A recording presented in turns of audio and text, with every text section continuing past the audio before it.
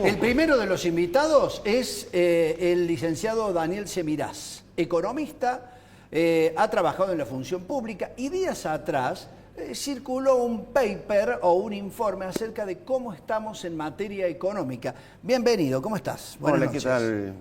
Muchas gracias, Julio, Alfredo. Bueno, hace rato que venís trabajando con estos informes periódicos acerca de la realidad económica. Voy a dejar que el aspecto más fino lo pregunte Alfredo, ¿no? Pero hace rato que venís trabajando con estos envíos. Sí, en el estudio de hace rato venimos sacando una newsletter. Prácticamente tiene una periodicidad diaria o cada 2 días la sacamos para digamos, los clientes habituales del estudio. Venimos analizando distintos temas, fundamentalmente de economía nacional, pero también hay internacional, algunas cosas locales y demás. Las cosas que van siendo de interés para ir haciendo el seguimiento de las variables. Bueno, y seguramente tu profesor va a tener alguna cosa que preguntarte sobre el trabajo. Bueno, Daniel, te agradezco también que estés aquí. Sé que estás con un poco ajustado de tiempo, así que la primera pregunta que me gustaría hacerte es ¿cuál es tu visión respecto de fortalezas y debilidades del programa económico de Caputo o de Milei? Mira, para hacerlo muy súper sintético y claro para la gente, en economía fundamentalmente se apunta a 2 grandes aspectos. En el corto plazo, estabilizar las variables nominales y en el largo plazo, generar crecimiento de las variables reales. En el programa económico del Gobierno Nacional se ha dado claramente una fuerte prioridad al primer objetivo, estabilizar la economía, y el costo que ha tenido eso fue sacrificar el segundo gran objetivo, que es el del crecimiento económico. Entonces nos encontramos que para sostener una estabilidad de precios se hace a costa de un enfriamiento de la actividad productiva. Y los procesos de reforma económica con los cuales se busca encarar el largo plazo se encuentran en un terreno que no es el más propicio para poder prosperar. Todos los procesos de reforma son mucho más fáciles de implementar si la economía no está estancada o en retracción. Y precisamente yo creo que ese es el gran punto débil. Y por el lado de la estabilidad, lo que hemos estado viviendo en estos últimos meses está bien. La inflación bajó de un 200% a una tasa de aproximadamente el 30% anual.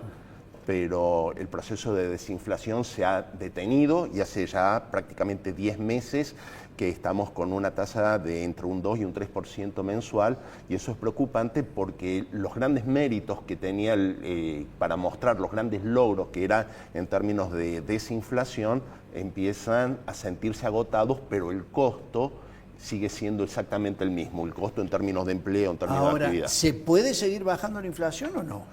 Sí, se puede seguir bajando, todo depende de cómo uno lo realice el trabajo.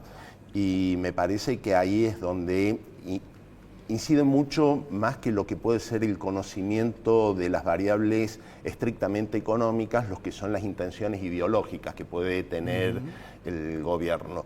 Cuando se le da un rol protagónico a todo lo que son los mecanismos de ingeniería financiera de corto plazo, atraer capitales externos y lograr que sea la cuenta financiera la que cierre el tradicional desequilibrio de la balanza de pago de nuestro país y no se pueda reconstruir reservas a partir del normal funcionamiento de la economía, estamos en una situación donde corto plazo y largo plazo están confrontando. Bien, entonces ahí tenemos también otro problema, ¿no? Es decir, la estrategia sería... Yo usaría otra palabra, no la estrategia, la sustentabilidad. La sustentabilidad del modelo económico. Daniel, es referente a esto que decís de la sustentabilidad, ¿no? En el pasado muchas veces Argentina tuvo experiencias en que la cuenta de formación de activos externos, es decir, los dólares para la gente, digamos, los dólares que se van del sistema, se van afuera, se sostuvo con operaciones financieras, esto que decís vos, ¿no? La clásica operación que siempre se menciona son las operaciones de carry trade.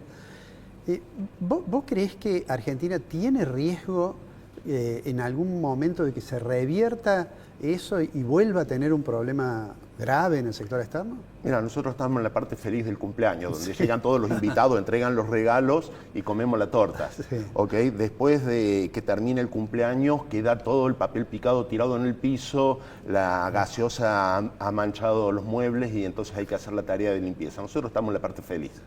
¿Va a llegar el momento en que tengamos que lavar los platos, pasar el trapo? Y sí.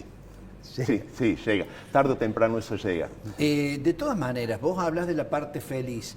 Y lo que no es feliz, porque hablaste acerca de un costo que tiene esta idea de Milei de tratar de estabilizar la economía, tratar de bajar la inflación. ¿Qué nos está pasando con lo que algunos llaman la micro y el impacto que esto tiene directamente en la gente? Yo creo que la micro en realidad está muy concatenada con lo que es la macro, es decir, las señales macroeconómicas conectan con lo que son las variables microeconómicas que ven los agentes económicos individuales. Si yo le pido a vos, Julio, a vos, Alfredo, que salten acá arriba, probablemente no lo intentarían hacer, más allá de que estén autorizados a hacerlo y a saltarlo.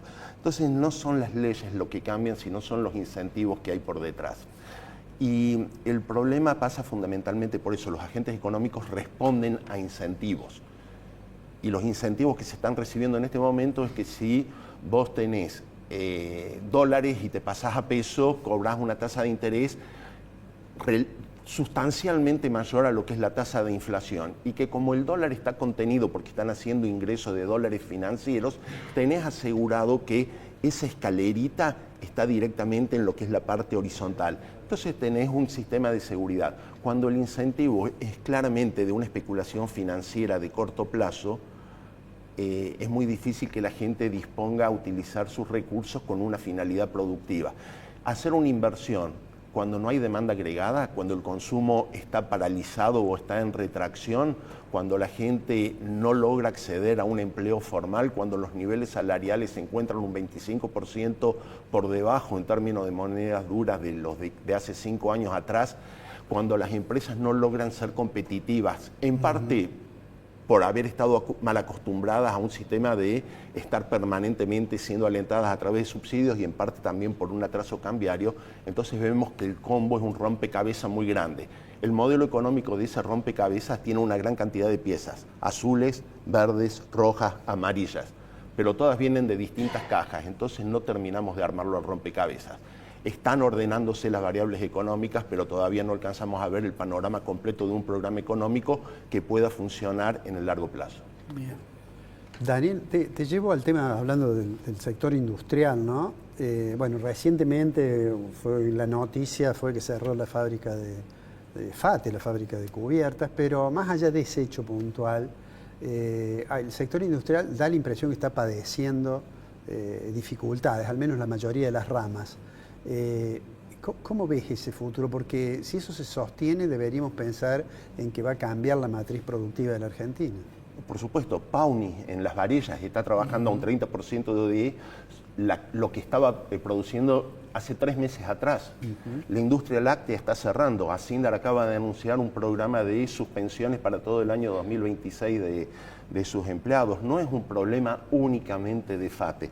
El problema es que el proceso de apertura económica, sin dar un sistema de acompañamiento para que las empresas logren ir acompañando esa mejora de competitividad terriblemente necesaria, nadie dice que está todo bien, ¿no? Es decir, hay muchos problemas en términos de lo que es el funcionamiento fundamentalmente del sector manufacturero en nuestro país, pero hacer un proceso indiscriminado de apertura económica coexiste con un sistema de cerramiento de empresas que no pueden adaptarse a esa rapidez de ese proceso de cambio. Entonces, me parece que haría falta un poco más de coordinación entre variables económicas que entran en conflicto entre sí. Trade-off, me enseñabas vos hace unos años atrás en la facultad. Bueno, casualmente, pero vos mencionaste que hay algunas empresas que están teniendo problemas a raíz de que estaban como acostumbradas ya a que si en una de esas tenían algún problema había un rescate o había algún subsidio.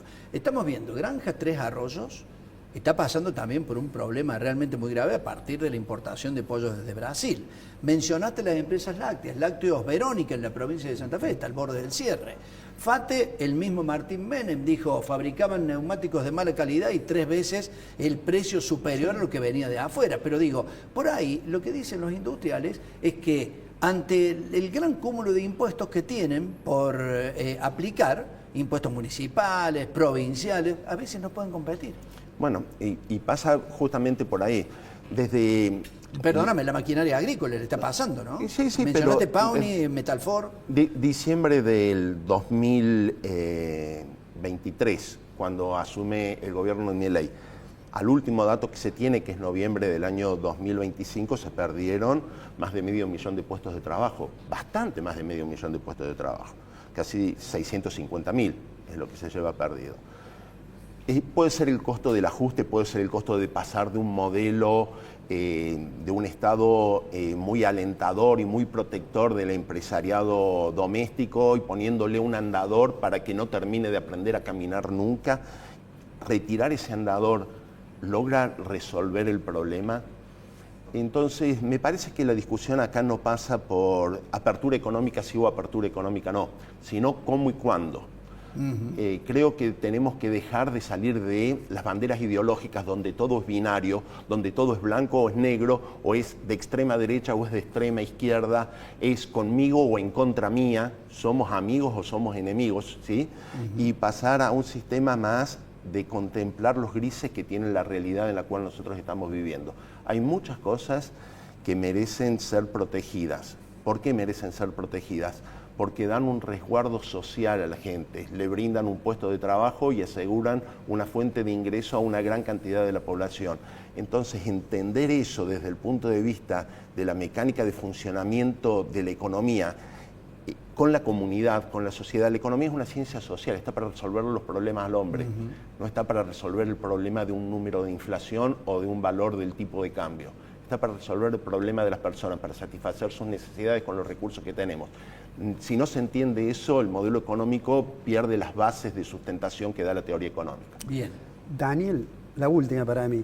¿Vos creés que esta necesidad de no estar en los extremos, aunque la sociedad da la impresión de caminar siempre entre los extremos, y de una economía que considere más las variables reales, por ejemplo, más cuidadosa de eso, ¿vos creés que en el marco ideológico del actual gobierno es probable que se camine en ese sentido o eso no va a ocurrir? Creo que es deseable, creo que si en realidad el pensamiento no es un pensamiento ideologizado, sino que es un pensamiento político, el afán de todo político es perpetuarse en el poder, y para perpetuarse en el poder necesita que el ciudadano, consumidor, pagador de impuestos, contribuyente, votante, ¿sí?, le dé su voto. Y para eso necesita tenerlo satisfecho. La gente hoy en día no pone al tope de sus prioridades en términos de los problemas económicos a la inflación. Aunque la inflación siga siendo alta, de un 30 o de un 40%, sigue siendo una inflación alta, pero ya no es el tope de prioridad. Hoy en día el problema es el empleo, los ingresos, estar endeudado, que no lo maten cuando sale a trabajar, ¿sí?, los problemas de inseguridad. Si esos son los problemas, entonces yo creo que el Estado tiene que darse cuenta de que ya la estabilidad se ha conseguido bastante y es el momento de empezar a avanzar en las otras variables económicas que le está demandando la sociedad. El problema no es del gobierno, el problema no es de la oposición, el problema es de la sociedad. Licenciado Daniel Semiras, ha sido un placer tenerte aquí en el programa. Al Muchísimas contrario, gracias. muchas gracias a ustedes. Bueno, interesante diálogo, ¿no? Muy interesante. Y una mirada realmente, muy interesante, como decíamos, acerca de cómo estamos económicamente. ¿Vamos a la pausa? Vamos a la pausa. Seguimos en un ratito nada más aquí en Secretos del Poder. No te vayas.